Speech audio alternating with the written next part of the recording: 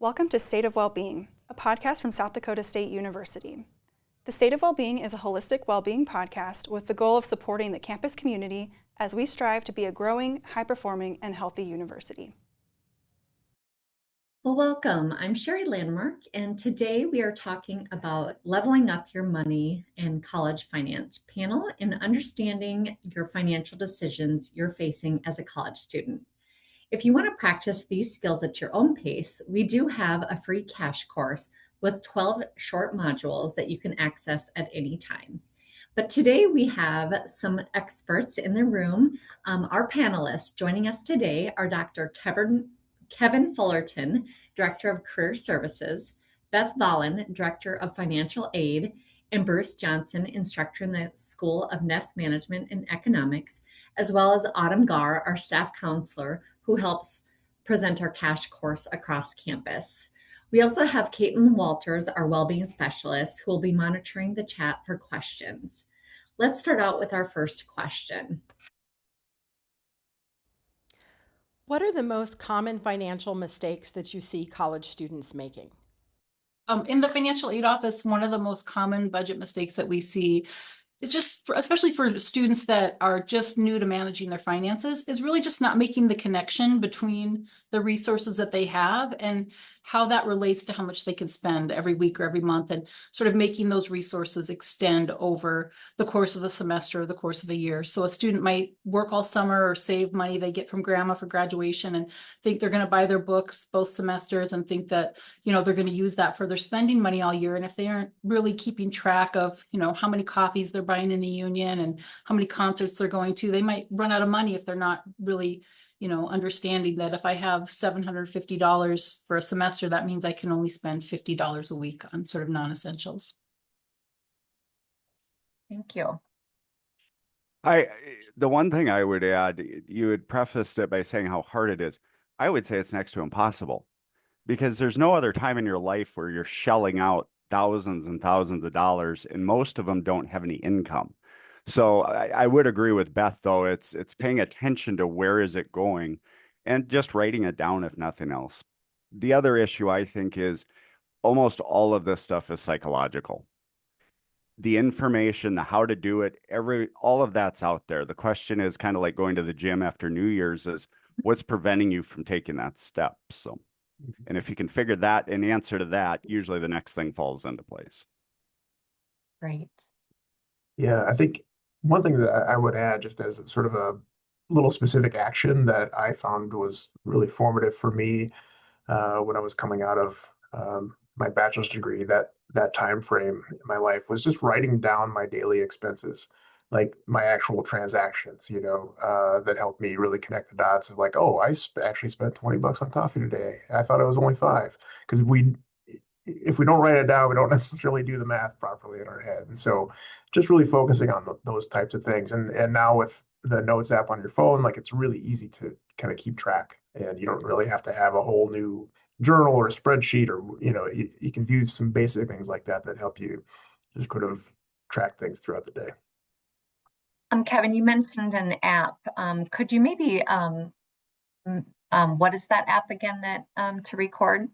Oh, just like the Notes app on iPhone. Notes. I don't know what the Samsung version is, but yeah, just a basic thing like that, right? It doesn't have to be a complicated process.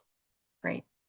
I do think sometimes people feel that budgeting is very complicated and you have to track to the penny. But I think just, keeping a very simple tally, writing down $5 coffee is really an easy way to get started with that. There used to be an app called mint.com. I don't know if anybody remembers it. And it was the coolest thing in the world because it was free and it monitored everything. One year, my wife got professional photographs, and I got an email saying I'd spent $1,000 more on the arts this year than I did last year. No, I didn't. What happened? So anyway, mint.com went away. The one that seems to be fairly popular right now is Monarch Money. I haven't tried it, so I'm not going to attest to it, but I've heard it's had very good ratings, and you connect that to all your accounts, and it'll monitor it and warn you if you're getting low and those types of things. Yeah, I'll just add in from the cash course side, there is also um, the module for the basics of budgeting. And I've used it with students individually or in group sessions where it's really cool that we can break down not only how much they're spending each day or throughout a semester, but I've had some that say, what about my flex? What about if I do only have that $750 for a semester? How would I break that down? And they're able to use that module and the budget builder portion of it to really customize that to them. And that can be used at any point in time. They can have multiple saved at once, they can save them. It's a really nice module to be able to have them do, and it has some great resources within it. Great, thank you. All right, let's move on to the next topic, understanding financial aid, loans, and debt decisions. So a couple areas we'll want to focus here is understanding loan types and borrowing only what's needed, which is something is a topic for students. What students should know before taking on debt, and what are some early habits that reduce future financial stress? One of the questions we have is, what do you wish every student understood about student loans before they accept them? Well, Sherry, I will start on this one as well, and you might have to cut me off because I could talk on this topic for a long time. So please let me know if I'm saying too much. But I think, really, first, important for students to understand the terms of the loans they're taking out, understanding, what is the best loan for me. About 63% of our students who graduate with a bachelor's degree borrow federal direct loans. And so really, understanding what the repayment's going to look like, understanding what the interest rates are. If they're offered a subsidized and an unsubsidized loan, making sure that they're taking out the subsidized loan first, because that loan has some interest benefits on it. So it's going to cost less money over time. And then if they have to borrow beyond that, making an informed decision about, am I going to take a Parent Plus? Am I going to do a private loan? And which of those is the best fit for me? And that's going to vary between students and families, but certainly the financial aid office is here for all of those students if they have questions, to answer questions and help walk them through that. I also think it's important for students to know what repayment's going to look like. But, if I borrow $20,000 to go to college, how much is my payment going to be, right? What is that going to look like? And that's going to help them make better decisions, I think, about, the type of lifestyle they live while they're in college, or maybe deciding whether they're going to have a part-time job or not. And I think that kind of information can be really empowering and make students feel more in control of what they're doing and borrow less, ultimately, is the hope. And then I think the last thing that I really think is just, understanding that loans are not necessarily an evil, but you also have to really be informed and make good choices. So we do have students who are so averse to taking out loans, and some for good reasons, right? Maybe they know they're not going to be making a lot of money when they graduate. They're going to move home to a small town where they know they're not going to get a job that pays them $100,000 a year. But at the same time, loans can be a good tool for students to get through college. The federal loan programs are there to provide access, to make sure everyone has the means to pay for college. But then on the other side of that, just making sure that we are making informed choices about what we're spending that loan money on, and not subsidizing our life in a way that maybe we don't need to. And financial aid directors, we always say to students, live like a college student now so you don't have to for the rest of your life, and it's kind of a cliche, but trying to get students to really think about, do I need my own room in the residence hall, or do I need my own apartment, or can I have a roommate and save a couple $1,000s a year? Just those kind of choices, I think, are really important when students are borrowing. Thank you. I would add just on personal background. I wish I knew what the phrase interest capitalization meant earlier on in my life. So look up that phrase, understand what it means. My undergrad loans I had to put in deferment while I was in grad school, and I ended up owing a lot more than I actually borrowed. And so, yeah, just real talk there. Just get in the weeds with the terms and make sure you understand what you're signing on for. The one thing I would add, probably the biggest problem that I see and deal with, is when students are borrowing $20,000, $30,000, $40,000, $50,000, their intention is good and they want to get it repaid back as fast as possible. So they'll often select a 10-year repayment term. Don't do that. It needs to be, there's a statistic where that payment needs to be less than 10% of your gross income. And if the payment is more than that, then your chance of going through financial distress grows dramatically. So pick the longer term option, have the lower payment. If you want to make principal payments afterwards, that's fine. Nobody's going to prevent you from paying it off sooner. But they again, they're well intended, but it gets more people into trouble than you would imagine. So pick the extended term option. Yeah, I would agree with that. To piggyback off some of that, like, I think for the students as well, we're seeing a lot of them asking questions because they don't know where else to go. And I know there's some modules within the cash course that they can look at and look at loans, kind of walks them through some of the stuff in conjunction to going over and maybe talking with financial aid. But a lot of them think private loans are the bad boy, or like the bad kid. We don't want those aren't going to help us. But if they go through and they can be educated on them, they really could make whatever decision is best for them, and hopefully get the correct information from somewhere, whether it's financial aid, knowing what questions to actually ask of those loans, or even having a trusted person in their life that can really help them navigate those decisions. Yeah. How do we maybe encourage them that, they can? I don't think a lot of students understand that they can start paying back some of those student loans while they're in college, whether it is $50 a month. What are your takes on that?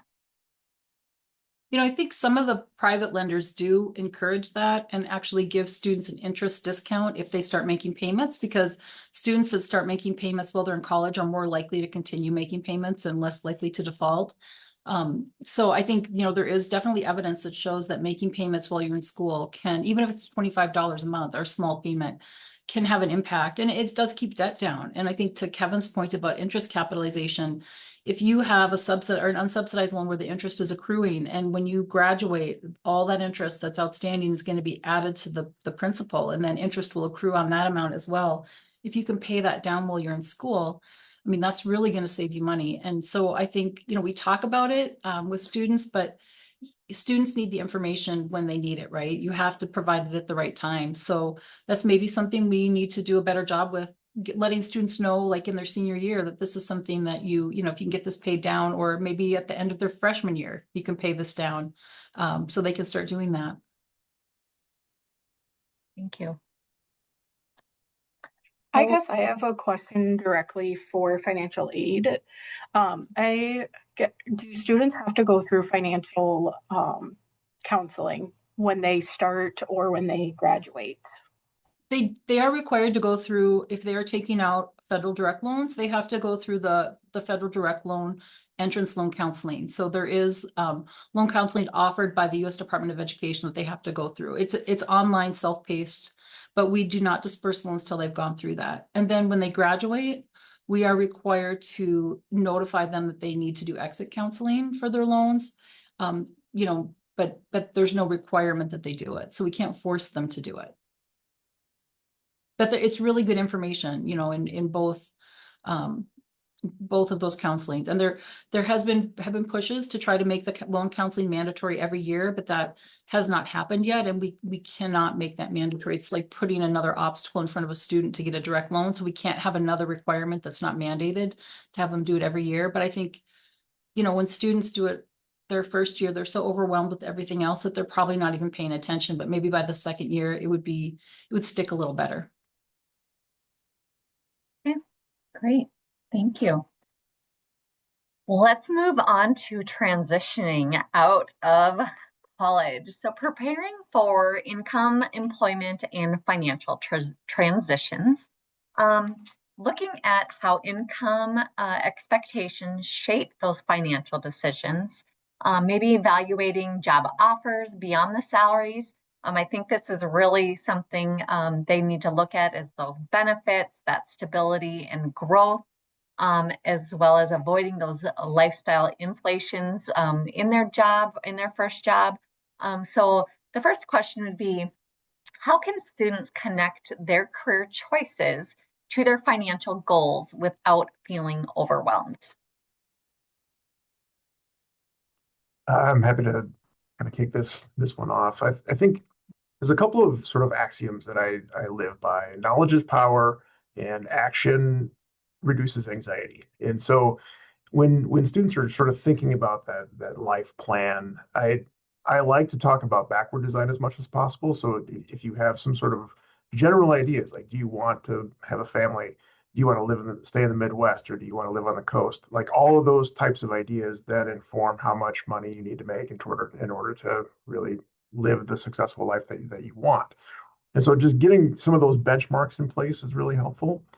And then if you start feeling overwhelmed, just really acknowledge where you're at and what you've accomplished. Like, when you were 5, you probably did not understand that you were going to be studying what you're studying right now at South Dakota State University. You've accomplished a lot. And so understand that if you can break this down into small steps, into a sequence, you'll be on your way. And so, further action, just ask questions, really engage, try and learn as much as you can, specific questions about the types of careers that you want. Try and shadow with some of those folks so you can kind of get a sense of timeline, how long it takes to work your way up in a corporation that you maybe want to work at. Those types of things, I think, can really help inform your perspective on your trajectory and your professional career. The one thing I would add is that where the threat comes into that. Sherry, you had mentioned it's what we call dinkhood, dual income, no kids. And all of a sudden, somebody, a lovely married couple, is making more money than they know what to do with. And we see they start doing certain things. One of them is they start trying to recreate the house they grew up in, not knowing that their parents maybe took 20 years to accumulate those assets. So they start trying to furnish that. Then they say, well, we worked hard. I want to go on vacation. And I'm not saying don't go on vacation, but don't spend $20,000 going on a round trip to Aruba or something like that. So it's know what's going to happen next when you fall into that. So you're aware of it. And I've seen it over and over again.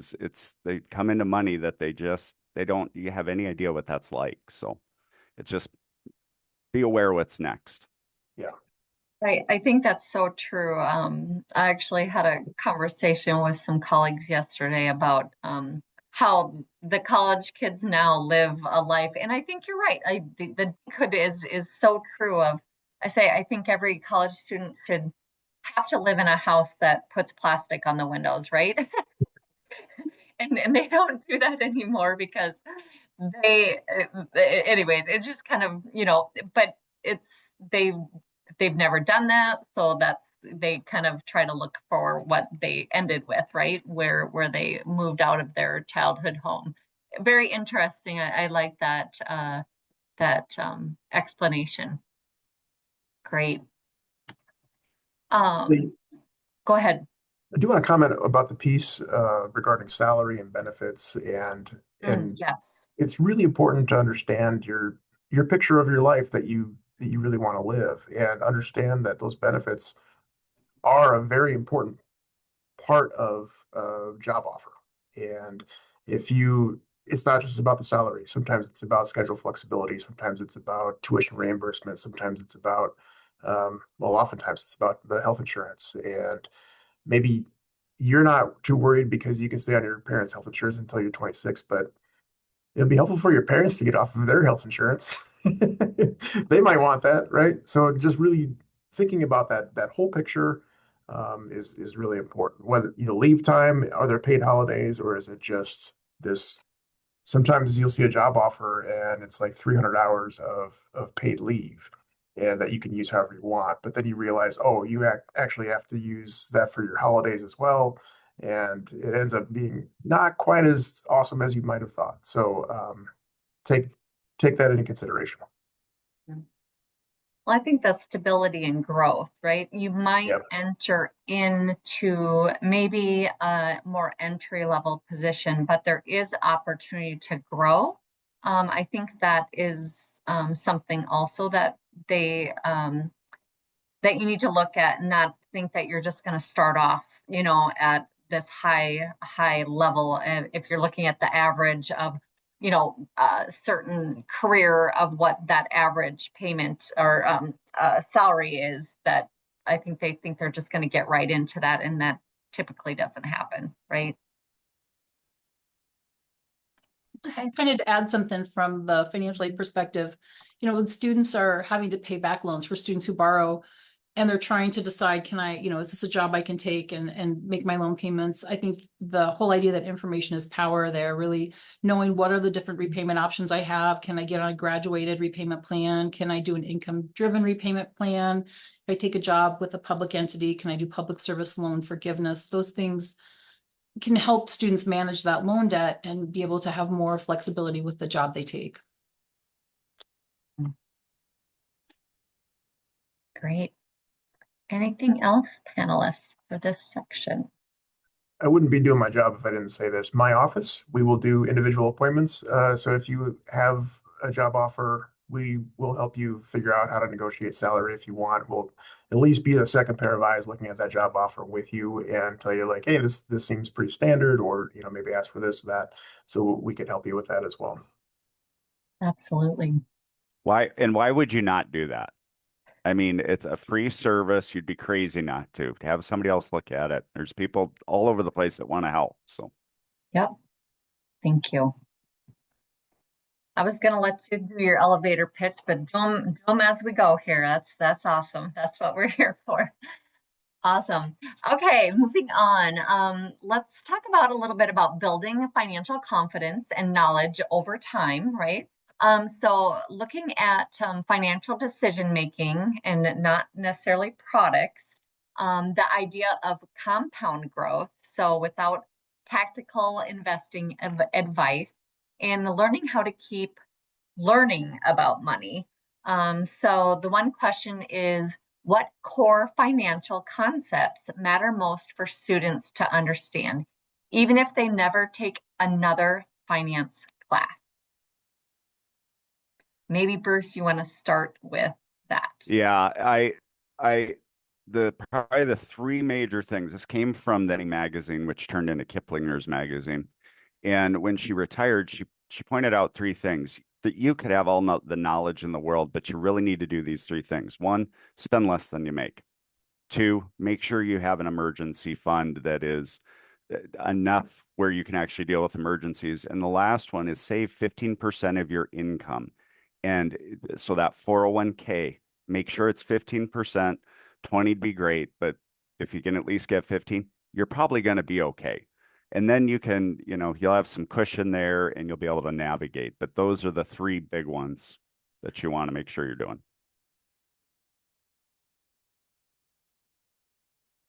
I think I would, the thing that I like students to think about really is that they are students. You are already living your life. You're already adults in this world, and engage, understand where your tax money goes, why we pay taxes, understand why property tax in South Dakota is such a contentious issue all over the state. Really inform yourself on those types of things. Doesn't take a class. It takes a lot of sort of reading, checking sources, that kind of thing. But we need you to understand what's going on in our communities and help us all out.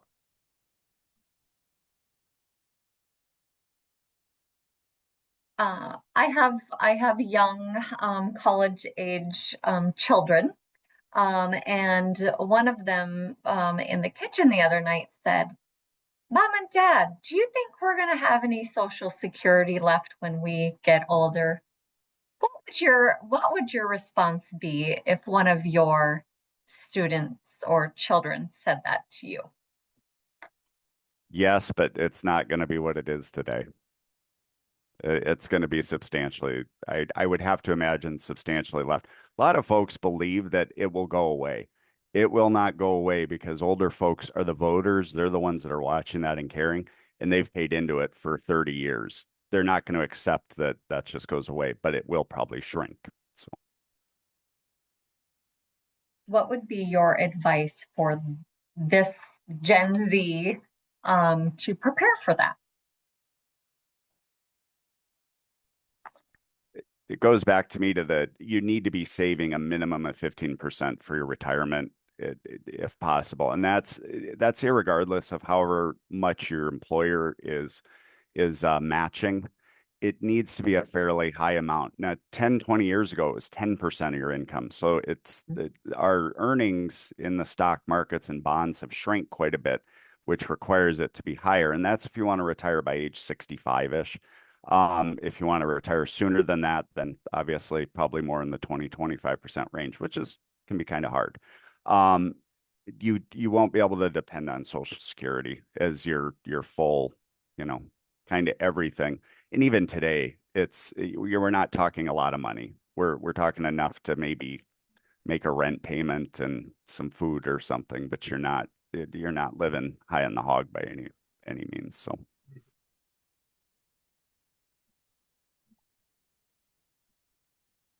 As you build up, and students, as you build up to that 15 or 20%, don't let perfection be the enemy of the good. If you can only save five, save five, and just with the goal of trying to build. Yeah, I think I started with $50 when I got my first job because I needed to buy clothes. I needed to work, I couldn't save much, but my employer matched me 100%. So I felt like I want to save something because it was kind of free money. Just gradually built up over the years. Yes, small little increments add up, and just keep setting those goals to work towards that. That's great. Excellent. One thing that brings up though is for us, we some of us I know still have that traditional pension plan with the state of South Dakota. Those are going away. There's almost nowhere, even military and firefighters and police forces are not getting traditional pension plans anymore. So that's why that individual savings becomes so paramount, is because we don't have those anymore, unfortunately. So. Thank you. All right, let's go on to protecting ourselves financially, which can definitely go for all of us. Looking at understanding credit at a high level, some common scams targeting students, and of course, where to go on campus for help for this. So what's one financial red flag every student should pause and question before saying yes?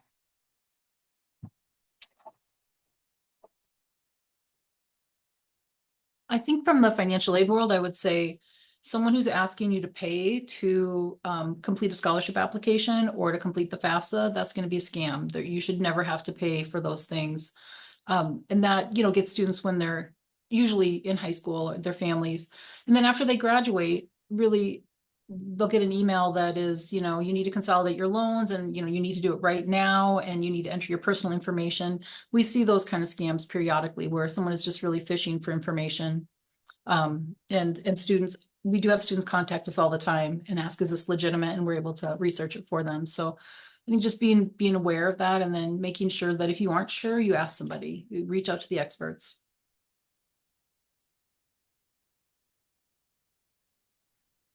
I would just agree with that.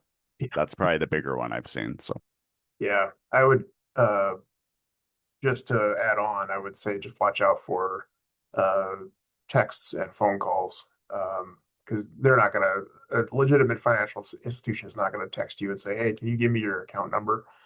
We need to look up something, just so watch out for that kind of stuff. Another add-on, which a lot of this has been coming up, is with the sports betting. With that being more accessible on college campuses, how can students balance that entertainment with financial responsibility, and protecting themselves from long-term consequences? I would avoid it at all cost. It's betting like that. If you go to a casino and you go there once a year or something and you get the buffet and that's fun and nice, but if you're betting and you're doing it constantly, that's addictive. At that point, that's just like any other addiction, and it's going to hurt you at some point. Yeah, I think, if you can avoid it, obviously that's the best. And if you find yourself in a situation where you are compulsively betting and you're spending money you don't have, probably trying to find some resources and some help, maybe visit with a counselor in the wellness center or someone to make sure that, because there is help for those kind of things. Yeah, as someone who kind of works with those students who may come in and say these things, I mean, we also want them to know, like, doesn't mean you're a bad person. It doesn't mean that you don't know how to do any of this and that you never will. It may just be you don't know any better in the moment and you're going off of what you do know for information, whether that's the facts of financial literacy or it makes me feel good and I want to feel something. Um, and I know like we will see students financially kind of do some risky behaviors with where they're spending their money, how they spend money on hobbies versus needs. Um, I guess with that, have any of you seen anything really specific within this generation that we want them to kind of keep an eye on that could be problematic financially for them? And I think that goes for everyone. If you want to put something in the chat or come off mute, you can sure do that and ask ask the question. That would be great. The one quick thing I was going to add about if you're finding yourself that you're into this betting thing and you're doing it, come talk to me. I'll teach you how to bet in the stock exchange. And then the house doesn't always win in that regard. So your odds are a little better. So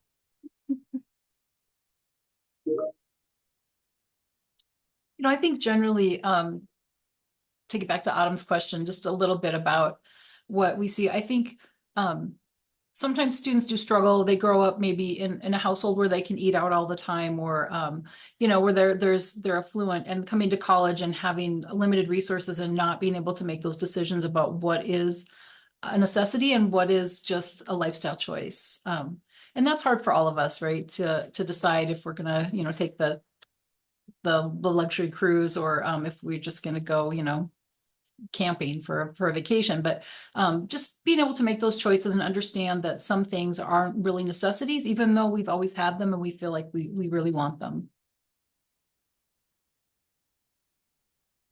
I encourage people just as sort of an experiment with yourself to use cash whenever you can, because the actual tangible feeling of holding $100 bill has a different vibe than seeing the 100 number on your bank account and your hobo dough, that kind of situation. So just really check in with yourself and understand, like, it might just look like numbers on a screen, but those have real meaning behind them. And I think the more we can deal with the physical world, the better. And that is a really easy way to budget, right? If you only have $50 a week to spend, give yourself a $50 bill, and then you know how much you have left, because that's how much is left of that $50. I would challenge anybody to do what Kevin said and go to Walmart and then fork it out in cash, and it feels like you're getting punched in the gut. So yeah, that is effective at getting you to think about it a little differently. I think one way I like to do is do sometimes the online like Walmart shopping, because then I can see what's in my cart. I maybe don't do some compulsive, like let's throw in some, M&Ms or some other things that, that's like screaming at me, right? Like, put me in your cart. And I think that is one way to help control a budget. Any other suggestions on how to help control maybe weekly budgets? I love the idea of taking that $100 bill. I think that's great, and it is really it is so true. Any other suggestions on how to help with that? I often, when talking to students, suggest taking a break from social media because it is amazing how much social media can influence your online shopping because whether you're seeing ads or not, a lot of, accounts that you may follow are sharing, discount codes, and it's really easy to be like, well, it's discounted and it looks really cool on this influencer that I follow, or they're using this thing that I think is really helpful. And I often find like taking a break from social media really turns off that online shopping noise. Yeah, on a related note, I think if you think you really want something, write it down and then wait 2 weeks. And if you still really want it in 2 weeks, then evaluate it then. But often that's what I find with when I find those impulse things, that if I just pause a minute and give myself some time, I really don't really want it later. It's just that whatever it is about that influencer's account or that Instagram post makes me think I want it. Great ideas. Very effective to that social media. Mm-hmm. All right. Any other questions from the group? Otherwise, I'm going to ask our panelists to maybe give one, if a student would walk in your office today, what would be your one piece of advice, financial advice you would give them? Yeah, one piece that you would live by yourself or wish that you would have known maybe. Let's do that. What's one piece you wish you would have known as a 20-year-old when you were growing up? I was just talking about this with my wife last night, actually. And I think when I was in undergrad, the career that I was going for, I feel like my perception of the salary level for that career was already outdated before I even graduated. And so really just paying attention to actual costs of living and actual costs of, wherever you want to live, actual costs of real estate, those types of things are really important because I find that even now when I look at home listings, they're typically 30 grand more than I would guess, and so just really making sure you have this realistic eye of what things actually cost. I'm going to jump on that one quick. Is that probably the number one issue I see is in my personal finance class, we have students go out and try to find what their expected salary is going to be. And it is always inflated. It's usually 20%. They can expect to earn about 20% less than what they're guessing. And what we figured out is they're anchoring to articles or information online that gives an average salary. Well, when you're starting off in school, you're not average. You're starting out at the very beginning. So that right away can already start you off in a bad position. So I'm going to stick with that one because I wish I would have known that. So yeah. This is a tough one, but I think just the idea that small changes, small things that you do can have an impact. So, cutting out a coffee a week can make a big difference, or saving, $25 a month.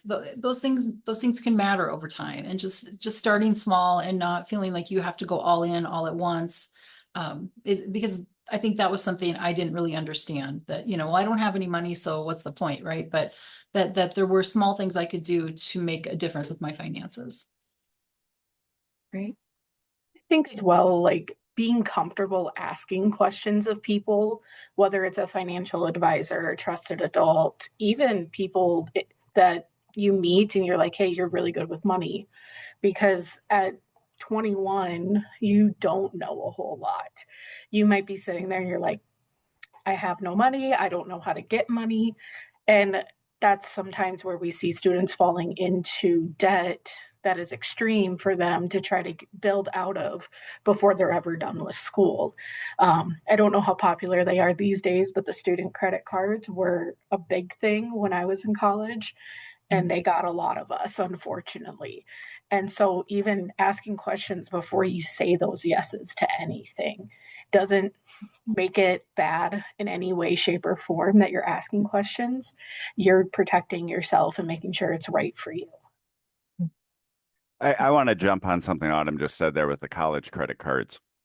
The only thing a credit card should be used for when you're in your 20s is building credit.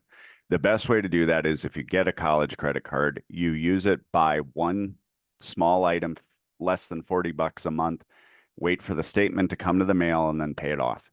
Don't be using it for other things, because that's when they start getting into debt and they pay it back. It should just be used as a tool to build your credit. So your credit's high enough when you go buy a house, you're in that lower risk range. So Thank you. Excellent. All right, we'll finish up with our 30-second elevator pitch of how the students can find you and what they can do for you. And then we do have a survey in the chat box too that we would like everyone to fill out. It's just a 5 quick survey question survey as well. So who would like to start with their elevator pitch? I'll go quick. Again, I'm Bruce Johnson. I teach FIN 280, which is personal finance at the Ness school. And through that program, any student can take the class. It is electives for a number of different programs. We get all types of backgrounds in there, and I love it. I love the questions, and I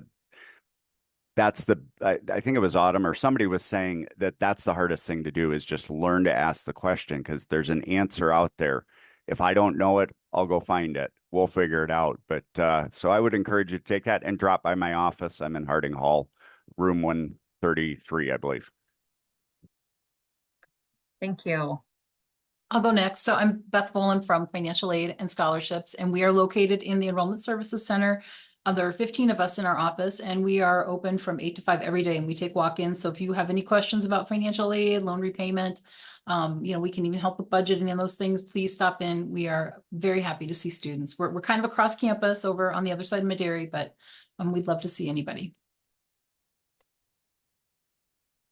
All right, I guess I'm up next. So I think I just put in the chat, or there we go. Yeah, so Office of Career Development, we're located in the Student Union. I put in the chat our website, careers.ststate.edu. We're available for individual appointments, so we can help with major and career exploration, resume review, cover letter writing, grad school prep, application prep, all sorts of different types of ways that we can help you all. So don't hesitate to make an appointment with us. There's no cap on appointments, and we help alumni too. So if you're graduating this May and not exactly sure what you want to do, even if you're not a current student, we'll still help you out. So stay in touch, and you can find tons of resources on our website as well. And technically I'm not a panelist, but I am Autumn from the Counseling Center here on campus. Students have this ability to come over, whether they are dealing with some mental health stuff, or maybe they are in a point where they don't know what resources are on campus. And they really just want to get connected with the things that are going to help benefit them and let them get to where they want to be. They can come in for a screening Monday through Friday, 8:30 to 11 and 12:30 to 3, meet with either myself or one of my colleagues to kind of just bounce what do I need, where do I go, and if it's not something our office specifically helps with, or it's not our resource, we will at least make sure that student is connected with the campus or community resources that will be beneficial for them.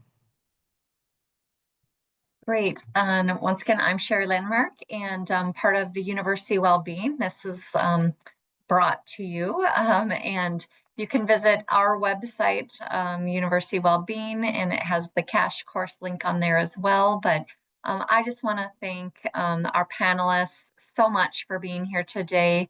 You've provided some really great information, and just a reminder for the panel or the participants to please fill out our survey, and hopefully we can bring more of this to you in the future. So thank you and have a great day.